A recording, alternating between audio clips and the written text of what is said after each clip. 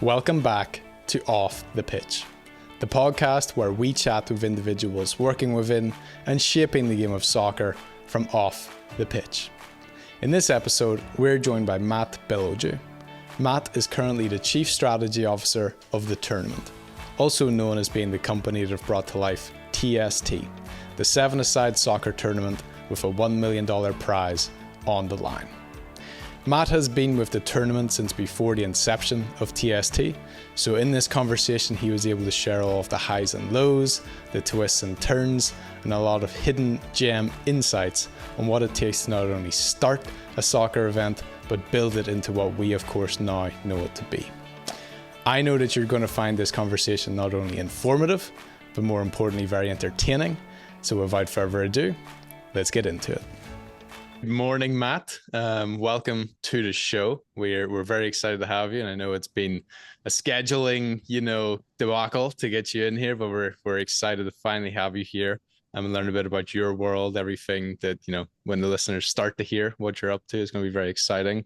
David and I, of course, know a little bit about yourself, your background, some career journey and such. But for anyone who's listening who has no idea who you are, do you mind just kicking us off with telling everyone about who you are and a bit about what your career has looked like so far? Yeah, no, thank you for having me on and the flexibility in scheduling it. But yeah, I think just to get into soccer originally it was kind of a bit of luck. I was kind of a basketball, baseball guy growing up, and I think I really came from like a football town, so soccer was this new thing, and actually I got invited to go try out at a club soccer team. And, the only thing that really interested me at the time was, maybe I could get a cool kit, and, had played like travel soccer, but wasn't really all that into it. And so I played a club soccer year, still wasn't really all in. It was kind of like basketball, baseball, like most kids. And then actually the coach of Boston University, who was kind of this legendary coach, Neil Roberts, took over my club team. And so, from there, I kind of fell in love with the game. It just became kind of my thing. And so went on to play in college, Division III, grinder, nothing special, but played in D3. And then, from there, there was definitely like a desire to be in sports business. And so kind of, I did an internship with the Revolution, knew that was like the path I think I wanted to take eventually. Right after school, I ended up going to work at a strategy consulting firm. They came on campus and, at the time it was a bit more money than going to the sports world. And so decided to go that route. And that was a great education in business, but then kind of made the pivot back to the sports world shortly after that. So I ended up joining Reebok, who was part of Adidas, and I was kind of adjacent to the sports world for quite some time. And I had kind of one signature experience there where Reebok actually partnered with the UFC, and it was kind of it was when the UFC was a young league. This was about 2014 or 2015 or so. It was kind of this unique opportunity to really be a part of a startup business, and then get to work with a league and kind of be in the sports world. So didn't know anything about fighting or mixed martial arts, but it was kind of this incredible sort of once in a lifetime opportunity to start a business from scratch. And we, prior to Reebok coming in at the time, the league was really like NASCAR, where every athlete wore, whatever they wanted. And so we created a uniform for the league, and we created kind of an apparel business for them. And so I kind of caught the startup bug during that. So I stayed at Reebok for a little while when that sort of ended. And then ironically was introduced to our founder at TST and CEO John Mugar through a friend at the UFC, Joe Carr. And I met with John. This was probably spring of 22. That the team there had built this really, really cool property in basketball, the basketball tournament, $1 million open to all, winner take all basketball tournament. And he explained to me that there was like the aspiration to get into soccer as well. And so it kind of, I'm actually a big basketball guy too. So it sort of hit, everything I was looking for at the time when I was looking to make a transition to be in more of a startup business, something that was kind of rooted in basketball, which was a passion of mine. But then, the aspiration to get into soccer, I just thought like the timing, it was kind of a dream come true. So yeah, that's sort of how a bit of background on me from a short and sweet business perspective and sort of my journey. But I now kind of feel like I'm in it's sort of a dream job to be able to work for TST. Yeah, I'm sure. And we'll dig into each piece Yeah, of that yeah, journey. But yeah, a lot of people we speak to who, anyone who's had they played soccer when they were growing up, and people who have come from different sports, presence of clubs and things that are in the world, like on boots on the ground, it always feels like for most of them, it comes full circle back yeah, into their career. yeah. Um, what was it about soccer then? I know, like you mentioned, the coach coming in completely changed just the dynamic of everything, but what was it about the game itself that you then fell in love with, that like this is the sport that you've been kind of a bit of tunnel vision on? Yeah, yeah. I would say, probably, I would say like almost like the continuous nature of it, where, in certain sports, baseball, basketball, the whistle blows a lot, you kind of stop, you're on the bench, you get pulled off. Like in soccer, I feel like you could always kind of play your way out of things. And then I think, Mm-hmm. for me, I was kind of someone who was pretty quick. I was small, from a height point of view. Um, and so, I think I found success, like it kind of my athletic attributes is sort of met. And then I think once I really got into it and kind of understood the tactics of the game and like, just the nuances, like it became awesome. But I think there was also like sort of, and always has been, and it feeds into kind of why I love what I'm doing now. Like this pride that you sort of had as like someone who was building the game in the US and really kind of growing the game. And in a way, it was a bit unpopular at that time to play soccer. If you were having success in other sports, everyone was, why aren't you playing football? That was kind of the response. But I sort of took some pride in that, and I think um, liked being a part of, like, being able to grow the game. And I think lastly, just from a social point of view, my team, it really was this, kind of special group of guys, people who came from all different backgrounds. A lot of kids from the inner city of Boston who I wouldn't have met otherwise, and we became great friends. So a lot of it was kind of that just camaraderie of getting to know people from different backgrounds and having some fun on the field and some success together. Yeah, no, that's fair. I mean, it always comes back to like the people you're spending time with, Yeah, if sure. at any point you hit the, self-reflection that you're not going to be an NBA player, you're not going to be an NFL Right, player, you're right. maybe not going to be, an MLS player of what it was then it's like, okay, who do I want to spend, 5 hours a week with, Yeah, every yeah. week? So it's always, I'm sure it's the same with career of like choosing different things. It's, I like just the people I'm with is plays such a big part. Totally, totally. Um, and then before we get into all things TST, which is definitely Yeah, where we'll spend the yeah, most of our time on, don't want to gloss over the successful and impressive career that you had at Reebok. But you spent, about 13 and a half years there. So don't want to just jump over that because that's obviously a yeah, household name in the sports industry. yeah, Um, and I know you'd mentioned things like the UFC, getting into that role and keeping going after that all ended. 13 years at a company of that size isn't easy. And going up all the different tiers that at least, we could see from a surface level, just on, your LinkedIn, seeing the different roles you've gone up. That's not easy to keep going up and up. What was it about yourself while you were there that you think enabled you to keep going up a level? Not to like climb the ladder as a three is, but like to keep going higher and yeah, higher in a business of that size. yeah. No, it's a great question. And Reebok it's kind of an incredible place. I think it started with the people, right away. I felt comfortable there. Prior to that, I mentioned I worked at a consulting firm, and I felt like, a bit every day, like I was an actor, I guess. Like it just wasn't me. When I got to Reebok, it was like, okay, I like just culturally fit in here. It's about sport. It's about, just some of the relationships. We were playing basketball at lunch or soccer at lunch every day. So it was awesome. And then from a work perspective, although it was a big company, it was a very like entrepreneurial company, and it was, something where you could really make things happen. And so, interestingly, when I got started there, I was probably the last hire before the 2008 financial crisis.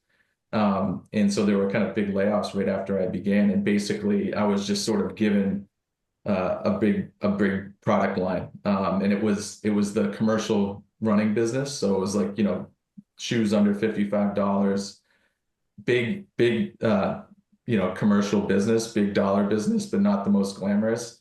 But I was really kind of able to like just kind of understand. It was just a great like just training ground. And so yeah, I think that was like, just really exciting to start kind of within the product area. And then quickly I realized, oh, I can jump all around in this company. So I jumped from, sort of that world where it was very much about selling, shoes to Kohl's or Costco, to more of our exciting, more marketing, kind of product stories. So we had something called Zig Tech where we worked with a lot of athletes. You guys may have this kind of wave-shaped midsole.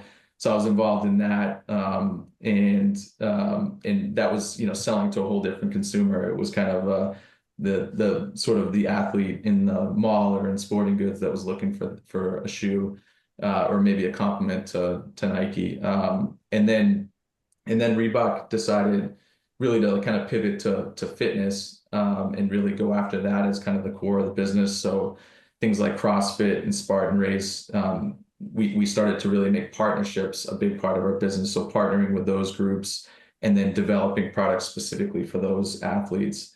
So I really enjoyed that. Those were building completely new product lines in new sports that were emerging.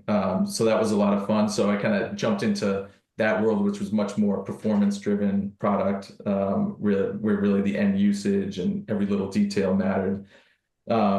And then, I think, and I think for me, it was always sort of like every 2 years, like I wanted something new all the time, and I wasn't really looking to kind of stay in a role for a long time. And not that that's bad, but some people just want to be in product marketing. I really wanted to experience other parts of the business. So because I had a bit of a consulting background, as well as some experience in the business, there was kind of the CMO at the time had a brand strategy team, and I was, typically they pulled kids out of business school to fill those roles, and he kind of said, "Oh, this guy's kind of unique. Like he's got some experience in the business, but maybe he can help me like on the strategy side as well." So I was sort of approach with that role, which was interesting, and ended up doing that role for a while. And that's when this guy Todd Krinsky, who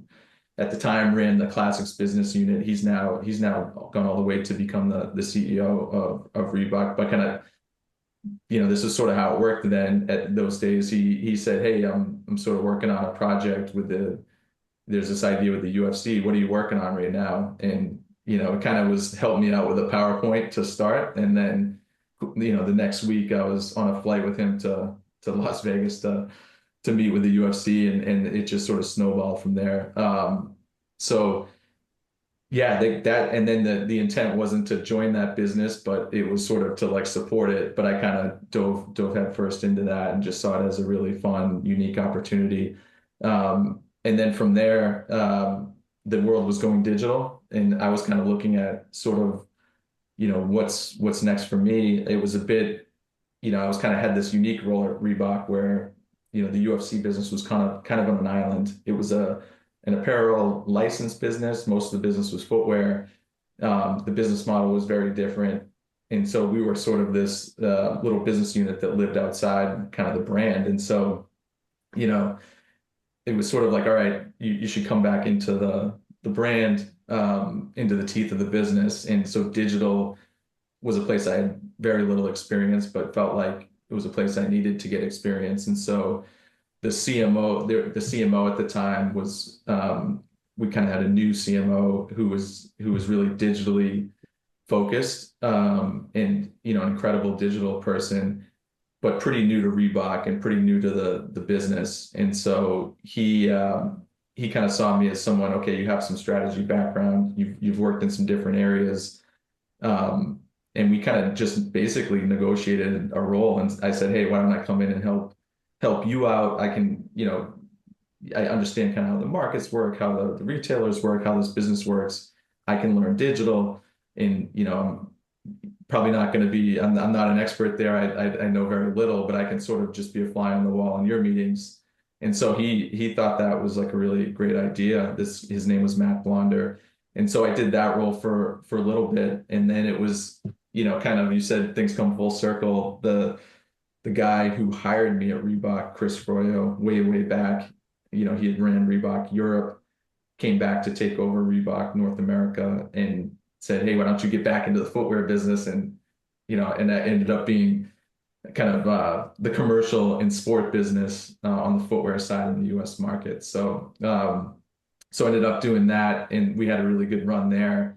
And then Adidas, made the decision to really just focus on kind of the core Adidas brand, and so they owned quite a few brands, and Reebok was one that they decided it was time to sell. And so that was sort of, I had been there for a long time, and I would say people was probably the thing that kept me there the most. Playing soccer and having some of those benefits was pretty incredible as well. And then being able to see the world. I mean, I was able to go to all different countries, and even when I was 25, 26, I was spending 6 weeks a year in Asia, and just kind of incredible memories. But as I reflect on it, it really was, I think, like just like in education, and being able to jump at a big company or a semi-big company, but being able to jump all around, and the company supporting me on that was awesome. So it was certainly not a linear journey. It was very much a lot of lateral moves, and hey, I want to get experience. I want to learn, and just keep things fresh. And I think now as we get to TST, it's a little bit everything. Every day is different, and you're jumping into all parts of the business. But it felt like gave me a good foundation to take something like this on. Yeah, just one thing I want to note. You brought up ZigTech, which was one of the first things I noticed when I started my research and was just looking at your LinkedIn. Yeah. I just want to thank you for ZigTech, because those were some of the most popular shoes when I was growing up. Yeah. And you guys did a fantastic job with the strategy and everything you were doing with them. So just want to say thank you. Yeah, it's funny. I'd say that shoe taught me the power of marketing. I remember we had prototypes, and I had a couple little cousins who were maybe 9 and 10 years old, who were kind of our target consumers. And I was wearing them probably 6 months before we launched them, and they were like, those are the ugliest shoes on the planet. Like, I'll never wear those. And I was like, in about 6 months, you guys will want these. And then, we launched with Ocho Cinco and Chuck Liddell, and there was Jersey Shore was a big part of the marketing. But anyways, it kind of caught fire with kids that age, and a couple 6 months later, they were like, "Hey, can I get those shoes?" It was pretty funny. But you kind of saw that marketing can have a pretty big impact on product. It's funny. My childhood of Reebok has been attached to the Liverpool jersey. Right. That's what I remember them just being part of like teams. And then I know the seal of the company all too well, because I was actually an intern at Reebok that summer. So my last week was the week that Adidas sold the brand. So we were probably on the same call at one point. Like, I remember in one of my last few days, it was the big kind of company-wide call that it was, announcing it all, and Shaq was on the call. So if you remember a call with Shaq with a chain on, I was on that call.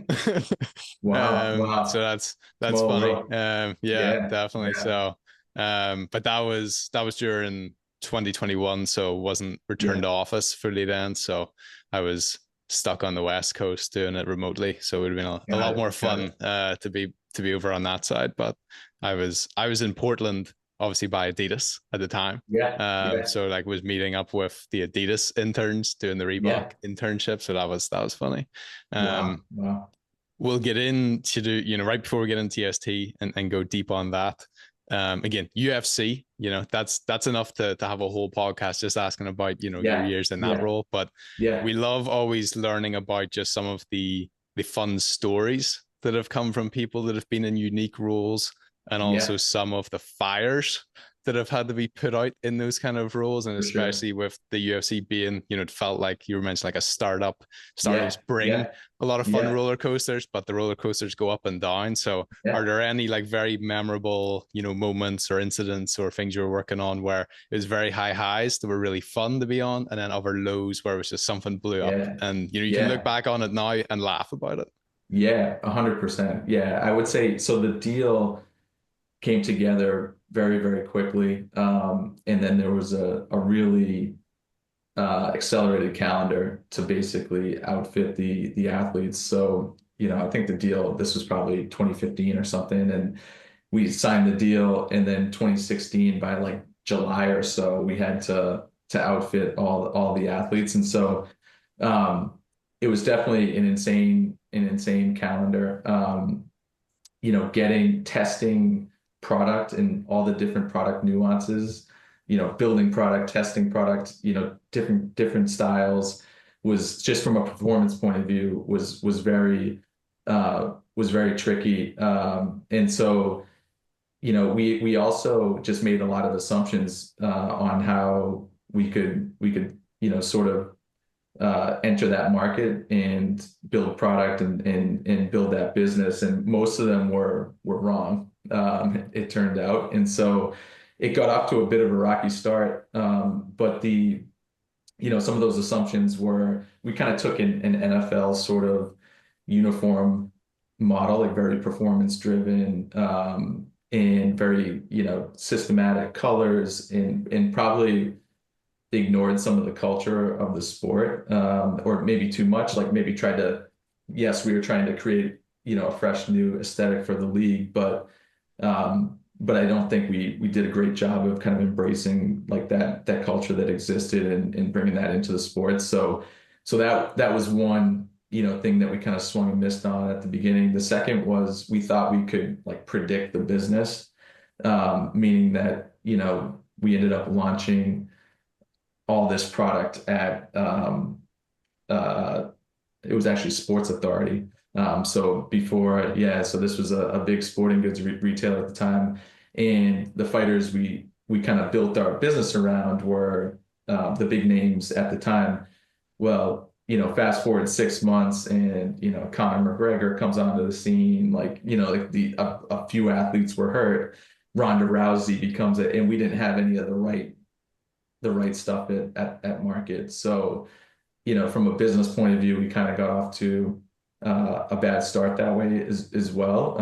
And it was really realizing that, hey, this is almost like playoffs every single week. And so we kind of call it hot market, but you really have to build a business model that is reactive. So, you need to sort of stock blank inventory. You need to be really strategic in the colors that you stock.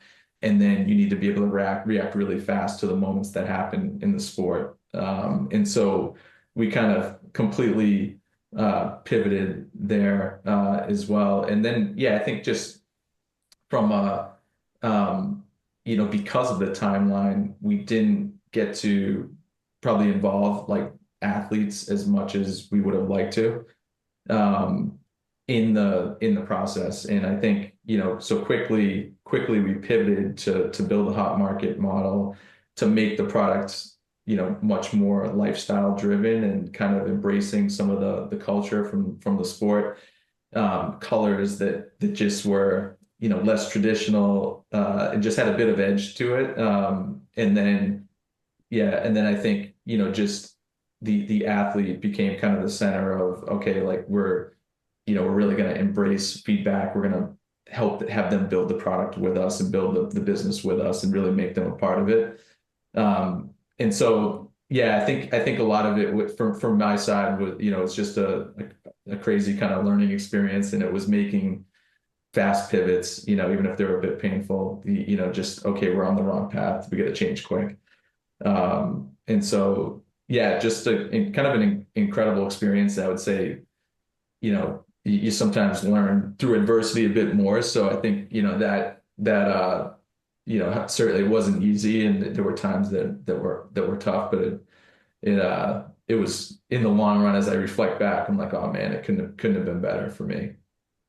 Yeah. The error side of trial and error is always Yeah. the Yeah. most important part, the learning part. If an assumption just plays out correctly and it was just expected, you don't really learn much. You just learn that your assumptions, you're kind of not shot in the dark, but your assumptions were right. But if they were wrong, it's a lot more telling of where to move next. But with that, and pivoting into TST, and now let's get stuck into the real good stuff. Obviously you had met John, and he had obviously spoken to you about what, the kind of the vision was. The basketball was there, soccer was coming next. What, from what you can share, what was that vision that he had that really it was just, yes, I need to be a part of that. Like I'm going to leave this career I've had in Reebok, and I'm going for this now. Yeah. I think there was a few things. One was, I think, just the pillars of like the brand are basically high stakes, open to all. And so when you think of high stakes, it's kind of, I think, as a fan in certain sports, there's so many games, there's a lot of meaningless games. That really resonated with me, that kind of every moment matters. The open to all piece, like just kind of like the FA Cup, and you see how amazing that is, and then even in the other sports in the US Open and golf and tennis, like just that there's a path in just the demand that could potentially create was really appealing to me. And then kind of the third pillar is innovation, so game endings. And I think because sort of we look at it as an advantage versus some of the established leagues that have all this heritage and history, that we can play with rules, and if they're broken, we can make them better. And so in basketball, there's something called the elam ending, where we play to a target score, and I love that. And so when John basically, he told me the premise for soccer, it started with, look, there's no world championship for 7v7. It's a really authentic form of the game,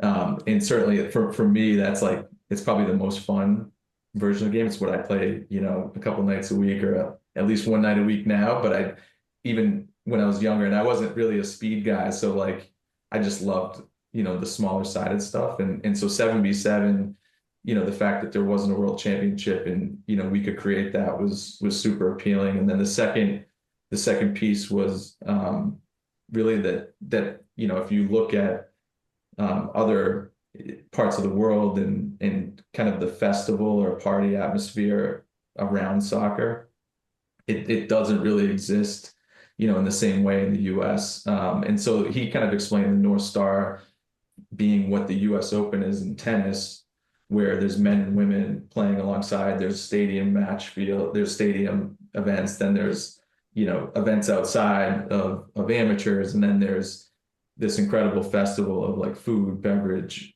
art, fashion through the lens of tennis, that we could create that for soccer. And like that's kind of missing here in the US. And so, I definitely saw both parts of that vision. And then, the last kind of piece was that innovation piece, which is, how do we make soccer more exciting, or, even to a casual fan, right? So like I can watch a 0-0 game and be like, yeah, that was a heck of a game. A lot of, fans can't, or people who are newer to the sport can't understand that.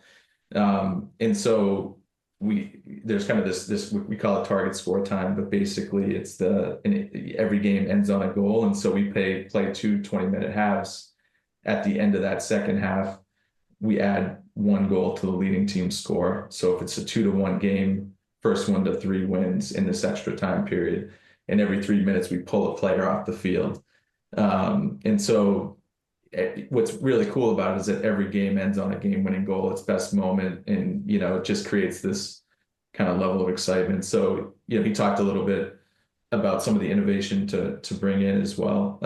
And then I think it was just I that just the aspiration to go after like the biggest names and the big, like, not, hey, we're not just trying to, this isn't sort of a men's league thing, we want to go out and get the biggest names in the sport to play here. So definitely kind of dreaming big on top of it all. Definitely. And we'll get into like the roadmap of how you got all of the names and teams and everything that you've gotten Yeah. in. But going firstly to the rules, the setup of the game, I think that is what's so exciting, is like the small sided thing that it's not going to be a 0-0 game. It's impossible for it to be a 0-0 game at TST. Yeah. But even we had Keith Tozer on, who runs Yeah. MASL, and just Yeah. even like I had never really been exposed to the small sides of the game. Like in the UK, Yeah. it's not really a thing, and like futsal is not really existing. Right. It's just like small side in your own training is like the only small side I've ever been Yeah. exposed to. Yeah. But the idea of MASL having so many goals in some of the games is the exciting thing that's different for soccer Yeah. compared to all of the other sports in the US. That like in basketball, there's something to see go in the net Right. every Right. 30 seconds or so. And then baseball, the same, NHL has more goals than soccer does. But were there any rules or pieces of the format that got sidelined? That what were some ideas that didn't actually make it? Whether it was just not feasible or it just didn't make sense or it was too outlandish. Was there anything that got left on the chopping board? Yeah, we definitely, like, we tested the format. I think and I'd say we were a little bit, or at least I was personally, like, a little bit worried that, like, there's kind of that balance between like too many goals and not enough goals, right? So, like, yes, we wanted to be attacking soccer.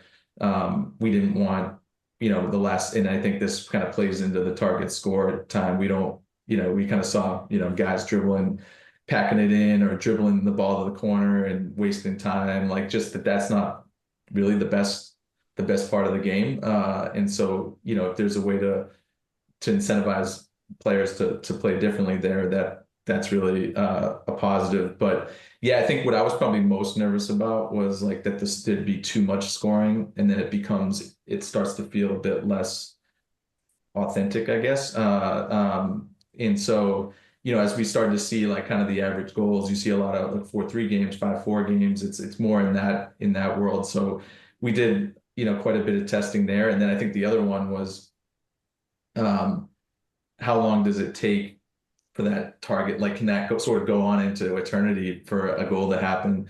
And we kind of went back and forth on do you take players off the field? And when we started trialing that, like, that was a pretty cool innovation. And actually in year one, it was 5 minutes. I think it was 5 minutes between shifts. So, a player would come off every 5 minutes, and then, we accelerated that this past year to 3 minutes. So, it can get down into 3v3 or 2v2 like pretty fast. And even though it's a 7v7 field, it's a smaller field, it's still a ton of space.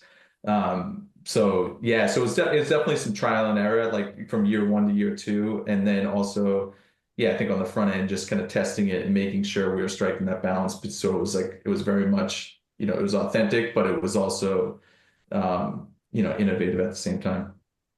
Definitely, yeah. I think you've found like the perfect fine line of not being gimmicky in any way, even with some of the names that are there. They're, like JJ Watt is, and Pavic Javier, they're outbalanced by the fact that Nani and Aguero were there. It's not like just some funny gimmicky American thing when Nani's there in the final and Aguero's there and they're trying, like they're not just there Yeah. just for fun. They're there to actually try.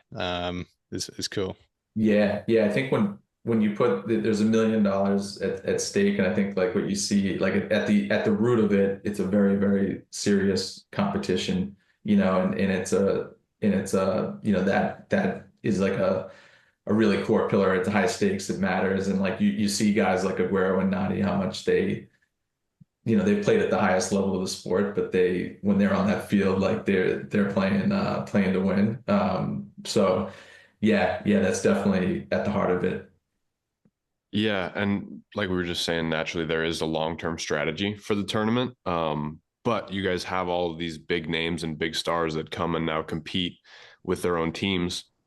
What does that do to the strategy when these guys come in, and not only do they treat it kind of like we were saying, like a gimmick, but they try and win it, they take it serious and they lean into it to the level of competition as much as they have been. I mean, we saw Nani's team in the final and he was like wanted to win incredibly badly. What does that Yeah. do for the strategy, and does that like push it forward, or does that make you guys have to adjust to different things? Yeah. Yeah. No, I think, like I think that there's the high stakes element, and there's the meaningful prize, the $1 million prize.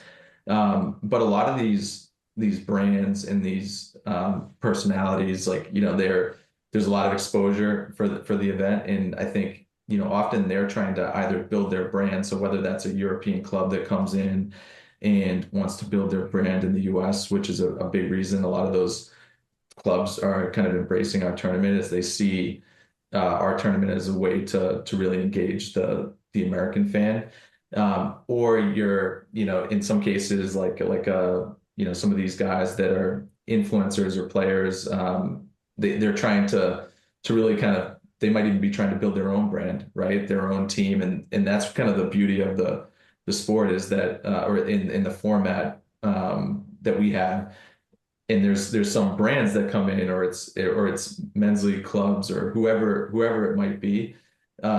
It's a great platform to kind of build a brand, start a brand. Anyone can be a GM, and so that goes for a lot of these athletes as well. And so, like Nani, his team, Nani FC, he's essentially building a brand at the same time around that as well, with a social media following and kind of everything that comes along with it.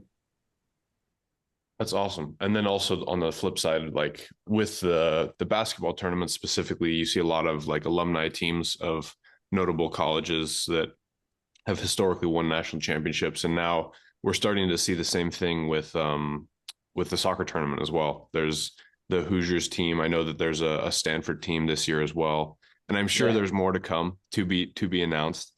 But also kind of going back to them building a brand, you guys at TST have injected some life into the scene of not just professional soccer, but also like specifically small-sided soccer, like we were saying. Yeah. And like we touched on before when we spoke to Keith Tozer, like not a lot of people realize small-sided soccer, and specifically indoor or arena soccer, has been around for decades. Like it's been around forever, but not too many people know about it. You guys have done a great job of bringing life to that area, kind of in conjunction also with the Kings League over in Europe.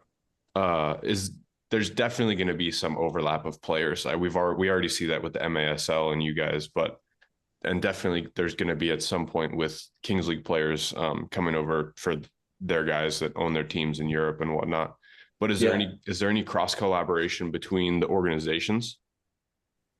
Yeah, so I think, just to touch on like kind of your first point, I think like the open to all piece of it is, in that it's like something I think that sets us apart, but also leads to like a really fascinating field of teams, because we draw from all parts of the soccer world. So yes, there's MASL players, there's players from beach soccer and futsal. There's players from all around the world, and there's brands that want to put in teams, like, and really have an FC for their brand. And so that's like the really cool part. And then you have a lot of like I mentioned, a lot of the clubs in Europe that are looking at this as like a platform to grow their brand in the US. And certainly with like on the road to 26, that's like a key piece for a lot of these brands. So I think the platform, that's something that kind of sets us apart, that we were like very inclusive. And there's all these different you can come from all different parts of the sport, and it's really interesting to see how that like plays out on the field. I think quite a few players, like you might be a phenomenal outdoor player, but like if you have to play in tight spaces or don't understand kind of the movements, You see some of the indoor players or some of the beach soccer players, um, you know, really like do very well in our format, but then at the same time, like you might it's kind of a gauntlet, and there's 7 games, and if you keep going, you need some young legs, and you need some really fit players. Yeah, so we and then like what we try to do is once we, with it kind of coming from all parts of the sport, we always work with different groups to try to amplify the event, amplify those storylines. So it could be, a league over in Europe, and there's a teams attending from that league, and there's an office in the US, and they want to amplify things, or the kind of the domestic leagues that you mentioned. But yeah, we partner with a lot of organizations, and a lot of that's just kind of amplifying content that in players' involvement in teams. And that's, it's for us, we look at that as a positive, as it's just more kind of eyeballs on the sport. And then for those leagues, I think they see more value in our platform because they're able to really amplify and promote it. Definitely. And it's like an interesting situation where, the teams benefit from coming over and getting that US exposure, especially with the World Cup coming, the Club World Cup coming this year and everything, that you see all the offices, especially like Manhattan, that is now this hub of European teams getting into the market. Right. But obviously, on the flip side, it's not just beneficial for them. It's, of course, exploded the exposure for TST with all these names. Like I remember the first year as soon as I saw like Borussia Dortmund, that it was like, okay, what's going on here? I don't know if I had ever heard of TBT because I'm just not in the basketball scene. And then as soon as I saw that, and there's this $1 million prize, and it's like, oh wow, like, actual teams are going to be in this, because like David and I know guys who played in it last year, like guys that we've met in the professional scene at the lower levels here who were there. And it's like the fact that they're there and Nani's there, the whole like open to all, high stakes, is just like the world's coolest pickup tournament, that like anyone can come in and whoever's the best wins kind of thing, is really interesting. But from a very naive standpoint of asking, I'm not going to try and, sometimes try and break down, was it this that happened? How did you get those teams? How did from the start, like when there was nothing TST wise, there was TBT, how did you go about attracting and getting these teams, these players to come and get into it? I think and I'll be honest, I think that part of it was the foundation in basketball, right? That there was a level of credibility. We had a history of, we paid out over $10 million in prizes. People had seen the level, so there was like a certain level of credibility that came with it, if people looked into it.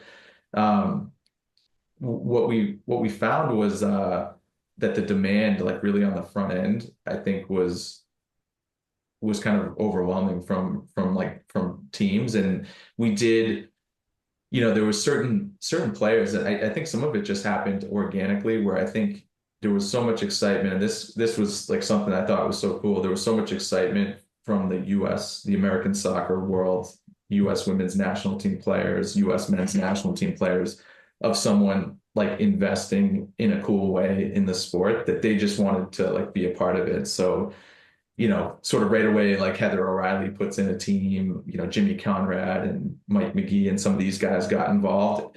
And then, so like it started to build in I think the US, like the American soccer world, like right away, and then I think it was really, Wrexham was one of the teams that was a part of it in year one, and they announced that they were coming to the US and taking part in the tournament. And they had just come off like, I think it was probably the first or second season of the documentary. And so, a huge thing in the soccer world. And, once there was sort of a few of those teams, Dortmund being another one, where like the snowball really just started to build. So, honestly, we were probably, when we first started thinking, we weren't even planning to, like, are we going to have, 2,000 people at the final, and is that going to be hard? Or, to like, oh my God, we're like, selling out. Like it all happened pretty quick. And I think what we found from the European clubs is that a lot of them, and it's sort of the same story we tell in basketball, is, we partner up with a university, that this is a great way to engage your fan base outside the scope of your traditional season. And you can do it kind of in a creative and unique way. And so as we explain that vision to some of the clubs of, look, it's a unique format. It's time to be outside the scope of your season, when Champions League and all that wraps up. So we're kind of sandwiching it in between. But it's a really like great way to engage your existing fan base with a unique concept, and really create marketing and storytelling, and engage the American fan base. And for a lot of them, they're also looking for touch points with partners and potential partners on the sponsorship side in the US market. So they're looking for touch points. So, I think everyone saw 26 and kind of the road to 26. So I think we fit like a strategic need, and some teams could come over and do tours and all that stuff. That's one option. Another is to, and some of those are good options, but this was like, I think something that I think those European clubs saw was appealing. Yeah, and then I think sort of one thing led to another, where once some big names got involved, and it kind of led to more big names, and then you see some of the people on more that influencer kind of world as well, like saying, oh man, this is a cool way for me to like participate in the soccer world and create cool content and all that. So yeah, that's kind of how it all happened. But yeah, I would say it started with John and the team sort of lofty vision of like, we're gonna actively seek out and have conversations with the biggest brands. Yeah, that's awesome. And I've been an American soccer fan my whole life since I was a young kid. So like I've really kind of followed it from the very beginning when you guys were first announcing teams with Jimmy Conrad and like Dwayne De Rosario. He like I got to meet him a handful of times. And so when I saw he was coming to play, I was like, oh my God, like what is happening? Like he was one of the best players in the MLS in the 2000s. What's going on? And then after that, you guys announced Cesc Fabregas and Como coming in the first year. And one of the things that I know is a huge important piece is the facility, and making sure that when teams like that come across, they have the nice facility and hospitality, because otherwise they're going to be like, do we want to come back? Stuff like that. And Wake Med is a perfect place for this. But my question is more centered around, did the conversation change at any point? Like in the beginning, were you guys looking at maybe taking the tournament nationwide and like changing facilities for every year, or even maybe hosting more than one per year? And then if it did change at all to just stay at Wake Med, how did you guys decide where exactly you wanted to keep it? Because just off the top of my head, there's a handful of facilities around the country that could handle something like this. But also none of them really have the storied history of Wake Med of doing that. Like they've hosted the college Final Four so many years. I mean, they have a few franchises there now that have that as their permanent home. But what was that conversation like? Was it going to be a temporary place in the beginning and then now it's permanent, or? Yeah. I think at the start, I remember, and some of this I think it would probably have already been kind of determined that we were going to be, that Wake Med was the spot, like right as I was joining. But it came down to a few things on the front end. One was like the quality of the fields, and and so Wake Med's really unique, where it has a stadium, 10,000 person stadium, but then there's 7 or 8 fields around it, and all those fields are like, top quality. So we knew, so that was like a key piece was, to attract the world's best players and the biggest clubs, like you have to have an elite surface. And so that Wake Med was appealing right away for that reason. And then, I think, like you said, the sort of the history in soccer. So not just having the NC Courage and the and the NCFC USL team there, but also like hosting the ACC championships and the college cups. It's definitely like a soccer hub. And so that also was really appealing. And then, as we kind of have got into it, I mean, I think another piece, I guess the third one was probably just climate, knowing we wanted to have our tournament early June. It can be hot there, but it's also, it's a good climate, for the event. So yeah, so like that on the front end, that was kind of the rationale for going there, or some of the key ingredients that we were looking for. And then yeah, I think just going there, there's it's a special place. It's a pretty easy, like the airport's pretty good, and teams from Europe can get there. And I think like the town, like it's been kind of an incredible experience there. And we also have the ability, there's some really unique things where we can build the fan expo kind of in the middle of it, and host players and build locker rooms and like stuff like that on grass. So yeah, I would say it's just it is a unique kind of footprint that's pretty cool, like in a market that's also a big soccer market and sort of bustling market. So yeah, it's been an awesome place to have it. Definitely. No, you definitely chose the right place. And even for teams to come from Europe that have maybe never heard of North Carolina, Right. to go yeah. and be aware that it's something that's nice to go to. Before we wrap up, one thing I do want to shine a light on and just quickly at least brief on is the women's side. I think it's impossible not just mention that at least before we wrap up, and especially for anyone who's maybe not aware of TST in general before now, but therefore especially the women's side, given last year was its first year and a much smaller field of teams. I think it was only 8 teams last year, but the prize was still $1 million.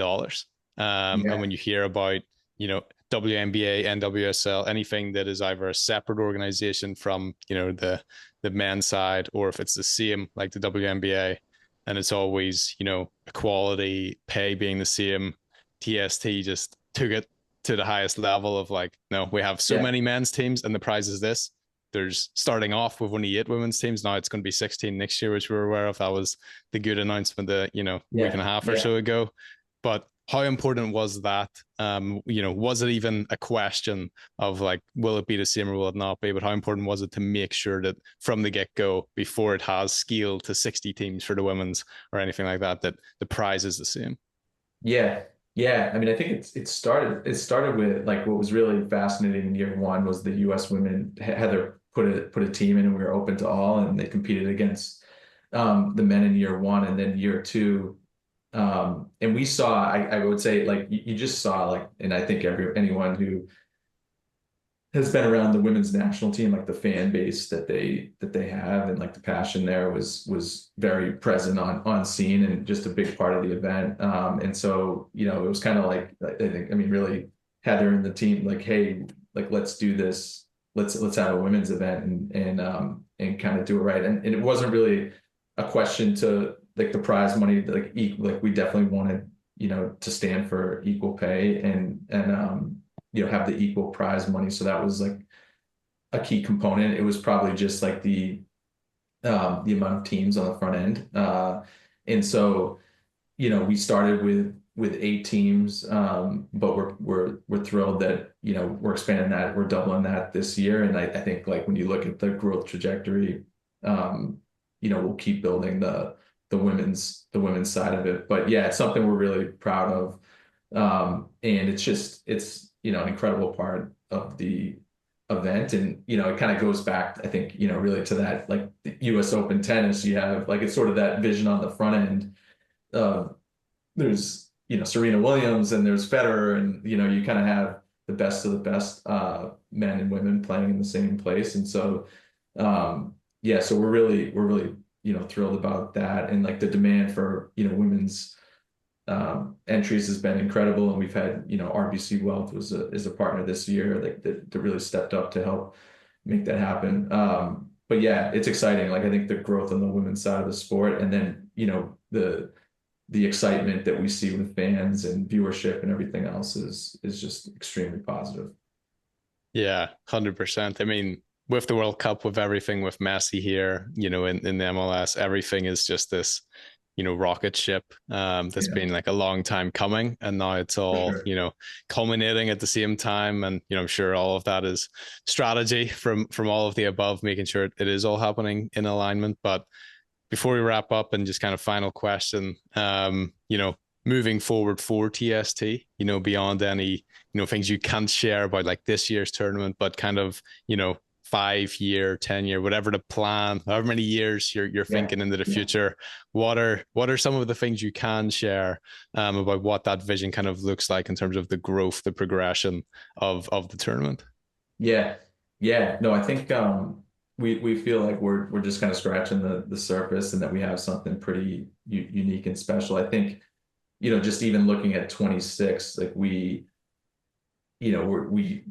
think we're going to be a major kind of event right before, just kind of a part of that. So that's super exciting. I mean, we touched on like the growth of the women's tournament is definitely something that's really exciting. There's a ton of interest from the international side of like, hey, could there be like there's kind of endless possibilities in how you sort of could scale it. And so, certainly international and like geographic and, is something we're looking hard into. But yeah, like, so like it might be one of the hard parts of the job, or it's kind of like how, there's a lot of growth avenues, and like, which ones do you pursue and on what timeline? And so that's a lot of like what we're kind of, internally going through. But yeah, I think like the core event, a lot of it too is really building that like festival side of it. So, we kind of it's sort of like a music festival, or Coachella meets soccer. That's kind of the vibe if you attend. And so bringing things like music more directly into it, and really building out that festival is also, outside of the soccer, kind of the culture of soccer. We have a lot of teams activating on site, and bringing, the culture of those clubs in, and just kind of having this really cool celebration. So we see that as like just a big kind of differentiator for us, and something that's like unique, and that fans like. So you could, I think the goal would be, you might not be a fan of soccer at all, but you can go to TST and just have a blast, and you want to go, and that's kind of what we're after as well. Yeah, that's Yeah, that's great.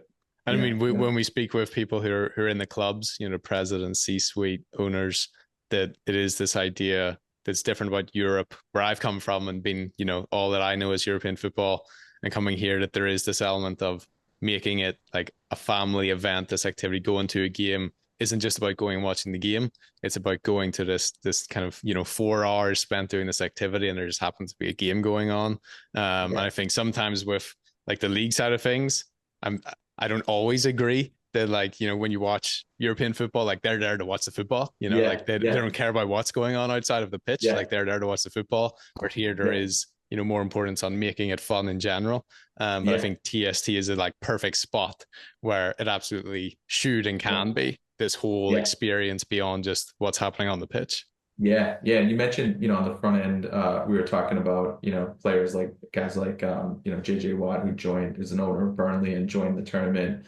We had Ocho Cinco play the last 2 years, but Steve Nash played for that Como team 2 years ago. But like kind of the crossover athletes. So, being able to tap into, it's another, I think, interesting part of our event that the fans really like, that we draw sort of a more generalist, the rules and all that. Yes, we have hardcore soccer fans tuning in, but we also have a lot of generalist kind of sports fans as well tuning in. And some of that is through these crossover stars, and Pat McAfee was there last year, and there was that's an audience that is really like different in the soccer world and kind of exposing the game to a new audience. Definitely. Yeah. That's the beauty of the positioning of the whole thing is, the classic blue ocean book of just, opportunities are endless, like there's really nothing restricting you. So it's going to be extremely exciting. It's already been really fun to watch from afar, how it's changed over the last couple of years, but it's going to be very exciting to see how it continues to evolve with the growth of the sport here. And as you mentioned, any opportunities, beyond the state side of things to take it elsewhere. But we're excited to watch. Always great to speak with the people who are behind and driving that, so we can see clearly why it's been a success so far from just speaking with you today. So thank you for sharing your time, your insights with us. Thank you for bringing TST to life, because it's made the game a lot more fun here. So thanks for your time, sharing everything with us. It's been great to chat with you. Yeah, likewise. No, really appreciate you having me on and the interest in TST. And we're excited we're excited about the future. This year's event will be a lot of fun, and we'll keep building. But yeah, it's awesome to see you guys too. We love seeing people just anything that's growing the game in the US, and celebrating it is all good stuff that I share a lot of passion for. Awesome. Appreciate it, Matt. Thank you. All right. Thank you guys. Thanks for watching this episode of Off the Pitch. Don't forget to drop a follow or subscribe on the podcast platform you're listening from. That helps us bring stories like these to your ears each and every week. And if you have a minute, leave a review as well, as that helps us grow the Off the Pitch community and bring even more exciting guests on. See you in the next one.